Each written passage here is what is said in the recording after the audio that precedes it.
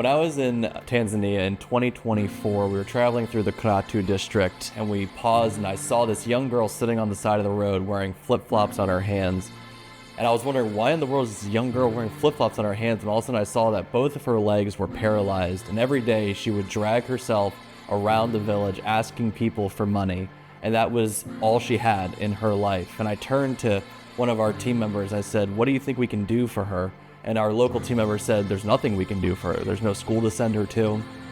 We can't afford to without someone sponsoring her and giving her a place to stay that can feed her, care for her, and provide all of her basic necessities." And from that moment, we thought, how can we create a school and an environment where I could go up to that girl and I can say, "Hey, we have a place for you where you're going to be fed, cared for, loved, educated, and have a chance at a future."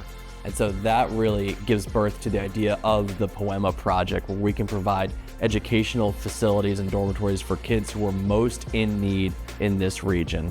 And we are so excited to see what God is going to do through this project. So this region is an agricultural and agrarian society. Everything is through farming and trade. Families make on average around $2 a day, which is about $750 a year. However, it costs at least $500 a year to send their kids to school.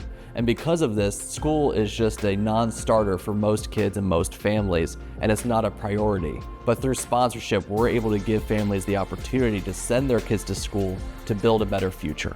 Education is very important, very important. Now the word is for the educated people, because if you are not educated, you are not familiar with where you are going, and where you were by then. No matter what you learn, no matter what you know, but all the history of education takes us to the future, better future than where we are today. So through learning, you might have some ambitions.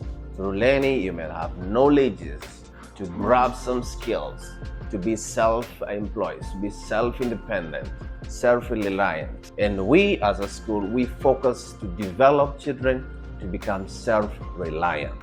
That is the mission of our school. 22 years ago, my family was a part of a team that introduced the gospel to this region when I was just a young kid. And 22 years later, we saw the first church they planted grow into over 20 churches. We saw the one school they started turn into 5 schools.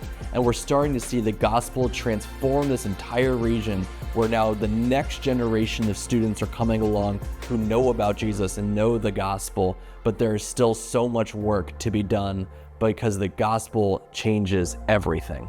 Here's the incredible opportunity for you and for me, is that our dollar in Africa can go way further than it can here in the States, where you can build a school for $10,000, you can send a kid to school for $500, and that can change a life.